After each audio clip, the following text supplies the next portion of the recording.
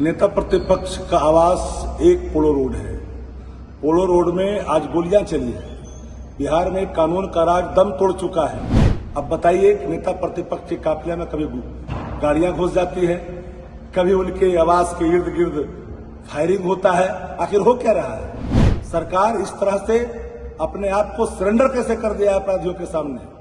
सारे गुंडा और मवालियों को संरक्षण देने के लिए क्या सरकार कृतसंकल्पित हो गई है? कोई भय नाम का चीज नहीं रह गया।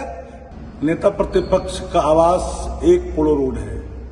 पोलो रोड में आज गोलियां चली है। बिहार में कानून का राज दम तोड़ चुका है। नीतीश कुमार अचेत हैं, मानसिक रूप से अस्वस्थ हैं, उनकी स्मरण शक्ति छीन सी गई है।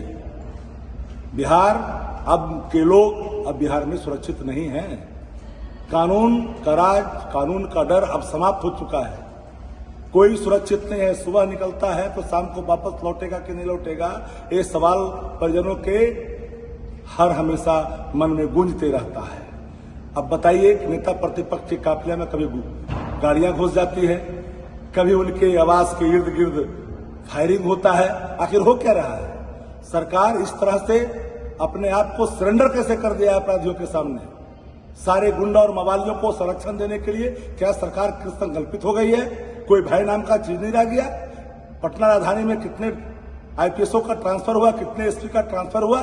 किस बात के लिए? डीके टैक्स को सिर्फ वसूली के लिए। प्रधानमंत्री जी बिहार दौरे पे आ रहे हैं। बिहार में लगभग 200 से अधिक उन्होंने सभाएं की। बिहार का जो एनडीए है, नेशनल दमाद आयोग का गठन किया है। तो प्रधानमंत्री से हम चाहेंगे कि जो आए तो सब लोगों को माला देकर के स्वागत करेंगे क्या? क्योंकि जिन जमाइयों को जमाए आयोग में बनाया गया है मेंबर के तौर पर, चेयरमैन के तौर पर, उनका सम्मान क्या मंचों से करेंगे? बिहार को तो आपने छला ही है, इतना छला है जिसका कोई ठिकाना नहीं है। 200 सभाओं में जो बातें आपने कही है बिहार की भूमि पर, अगर उसको एक बार आप देख लेंगे तो शर्म आएगा अपने आप पर कि बिहार के साथ क्या किया। हर क्षेत्र में बिहार की सड्डी है। शिक्षा का क्षेत्र हो, स्वास्थ्य का क्षेत्र हो, पलायन में कितना हब बना हुआ है, बेरोजगारी का हब बना हुआ है। इसके लिए 11 वर्ष में आपने किया क्या? प्रधानमंत्री जी बिहार के सदवी पर आइएगा तो बिहार के सवालों का जवाब आपको देना पड़ेगा। बिहारी जागरूक हो चुके हैं। तेजस्वी जी जन विश्वास के प्रतीक बन चुके हैं। ला कर जोड़ कर लीजिए। ये सारे जो लोग हैं, चाहे जीतनराम मांझी के दामाद हों, साधु रामविलास पासवान जी के दामाद हों, अशोक चौधरी के दामाद हों, सबको सम्मानित आपको करने के लिए कितने आपने फूल मंगवाया है, यह भी बिहार की आवाम को बता दीजिए। पैनोरमा ग्रुप, जो सोचता है वो करता है। आपके अपने सपनों का आशियाना। ये लो मुंह मीठा करो। आज मैंने अपना जॉब छोड़ दिया। अब हम पूर्णिया वापस जाएंगे। जॉब छोड़ दिया है? मतलब ये घर कैसे चलेगा? हम करेंगे क्या? और माँ बाबूजी क्या बोलेंगे? इसलिए मैं एक और मिठाई का डब्बा लाया। अपने बिजनेस के लिए लोन अप्रूव हो गया।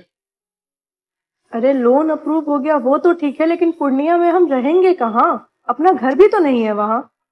इसलिए तो एक और मिठाई का डब्बा अलग से लाया हूं।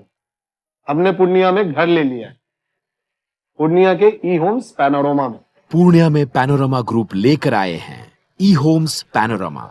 बड़ा घर, आलीशान जिंदगी और अत्याधुनिक सुविधाओं के संग। अरे अब क्यों मुंह मीठा करवा रही हो? क्योंकि हम घर वापसी जो कर रहे हैं। घर वापसी की खुशी पूर्णिया में ई होम्स पैनोरमा के संग।